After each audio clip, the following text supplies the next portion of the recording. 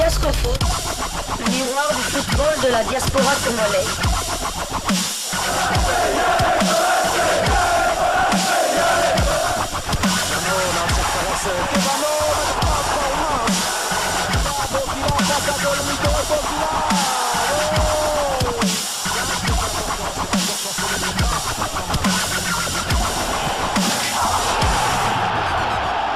Diascofoot, le miroir du football de la diaspora congolaise.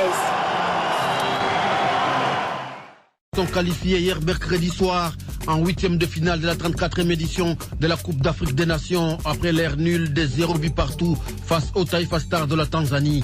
Cette rencontre de la 3e journée du groupe F s'est jouée au stade Amadou Gon Koulibaly de Korogo en Côte d'Ivoire. Blaise Ndongala Mayanda nous en dit plus. 3 points aussi suffit aux Congolais pour valider leur billet des 8e de finale de la Coupe d'Afrique des Nations 2023. C'est là après un nul vierge avec les Taifa Stars de la Tanzanie dans un match après match disputé entre deux pays voisins. Ce score de parité a fait que la RDC termine la phase de groupe en 2e position après le Maroc qui a eu raison de la Zambie le même jour sur le score d'1-0 au stade de San Pedro. La Zambie a fini à la 3e place avec 2 unités. Ex-aequo avec la Tanzanie qui ferme la marche du groupe F. En 8e de finale, la RDC croisera dimanche 28 janvier l'Égypte alors que le Maroc va se mesurer à l'Afrique du Sud. Il faut noter que les léopards de la RDC et les pharaons d'Égypte ont connu des fortunes similaires lors de la phase des groupes, enchaînant chacune 3 matchs nuls. Ces deux nations se sont croisées à des reprises en phase à élimination directe de la Coupe d'Afrique des Nations. À chaque fois, les Égyptiens ont su dominer les Congolais et remporter la qualification. Mais cette fois-ci, l'espoir est permis à Kinshasa comme dans plusieurs villes de la RDC, vu le niveau de jeu développé par les poulains de l'entraîneur Sébastien Desabre. La capitale congolaise vibre donc au rythme de la Coupe d'Afrique des Nations Cannes Côte d'Ivoire 2023 depuis le 14 janvier dernier. À Kinshasa, plusieurs activités commerciales notamment ont vu le jour autour de cette grand-messe sportive. Certains vendeurs ambulants se sont lancés dans la vente de gadgets, t-shirts et autres drapeaux aux couleurs du pays. Alpha Mpoissa et Greta Lulendo les ont rencontrés et nous en parlent dans ce reportage. Parmi ces produits en vente, on trouve des drapeaux, des drapelets, des bracelets en perles, des écharpes, des vareuses et autres gadgets autocollants. C'est un commerce périodique comme l'expliquent ces commerçants d'une vingtaine d'années. Nous vendons différents objets aux insignes de la RDC parce qu'il y a match. D'habitude, je vends autre chose. Mais quand il y a un événement, je me lance dans ce commerce parce qu'il est vraiment rentable. Nous vendons les drapelets à 500 francs et 1000 francs congolais, les drapeaux à 8000 francs, les bracelets à 500 francs et les écharpes à 2500 voire 3000 francs congolais.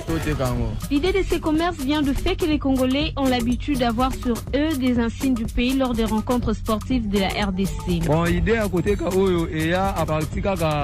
Nous les vendons pour permettre aux gens de les avoir pendant le match. D'autres sont très demandés lors des grands événements comme récemment lors de la prestation du serment du président. Ces commerces est très rentable, surtout en cette période de la Cannes.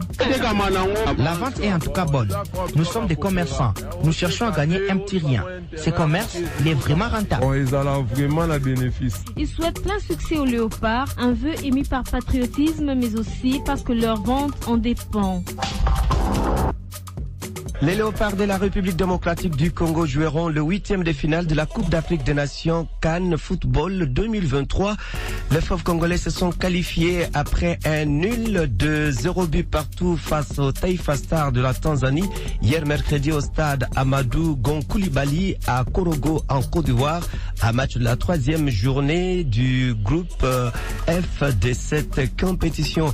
Les léopards ont tout fait pour marquer, malheureusement cela n'est pas arrivé. À l'issue de cette rencontre, le sélectionneur national de la République démocratique du Congo, Sébastien Desabre, s'est dit satisfait car la mission est accomplie. Celle-là, pour nous, elle a commencé il y a plus d'1 an. On était vraiment en grande difficulté dans le groupe de qualification, puisque avant l'arrivée, on avait gardé les matchs. Les joueurs ont su se mobiliser sur le même objectif et je suis vraiment très fier d'eux, de ce qu'ils montrent en développement d'énergie. Alors on peut faire mieux dans certaines phases de jeu, mais quand on a cet état d'esprit-là, quand on a cette unité au sein de l'équipe, je pense que les supporters sont satisfaits de voir les joueurs tout donner pour le maillot.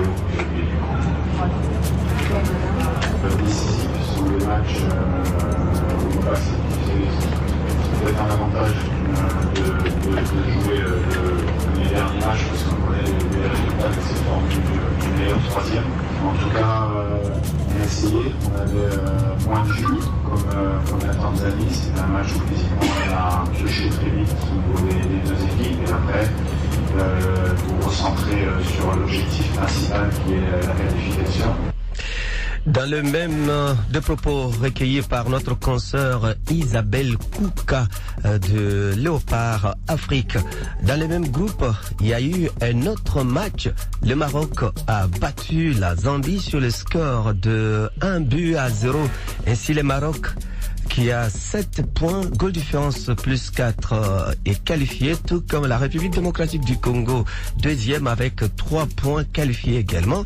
Et puis la Zambie qui est éliminée avec 2 points, goal différence moins 1, tout comme la Tanzanie, éliminée 2 points, goal différence moins 3. La qualification de la RDC est arrivée sans marquer après 3 matchs nuls depuis la première journée. Satisfaction, déception, suivez la réaction de Delphin Kikouni, analyste sportif, ancien membre de la commission de la Linafoot à Kinshasa. L'essentiel pour moi est fait. Bravo au Léopard, bravo à tous les Congolais qui ont cru en cette équipe. Il fallait la qualification au prix d'une victoire ou d'un nul. Et là, nous sommes restés sur le minimum, tant mieux. Nous avons été cette fois-ci seuls maîtres de notre destin, sans miser sur les résultats des autres. Ça, c'est alors une très bonne chose.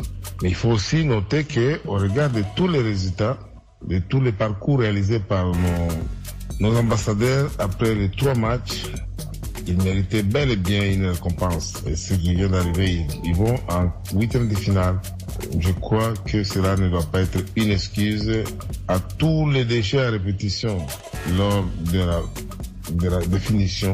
Et là, j'invite les sélectionneurs à travailler obligatoirement sur cela si vous voulez aller plus loin. Si dans une phase de groupe, les nuls comptent, ce qui est le cas, dans la phase suivante que nous allons commencer, à la phase à élimination directe, il faut indubitablement marquer des buts. Delphin Kikouni, consultant Radio Okapi. Les Léopards de la République démocratique du Congo affronteront les Pharaons d'Égypte en 8e de finale de la Coupe d'Afrique des Nations et cette rencontre aura lieu les dimanches. Parlons à présent du feuilleton Chancel Bemba est l'entraîneur du Maroc.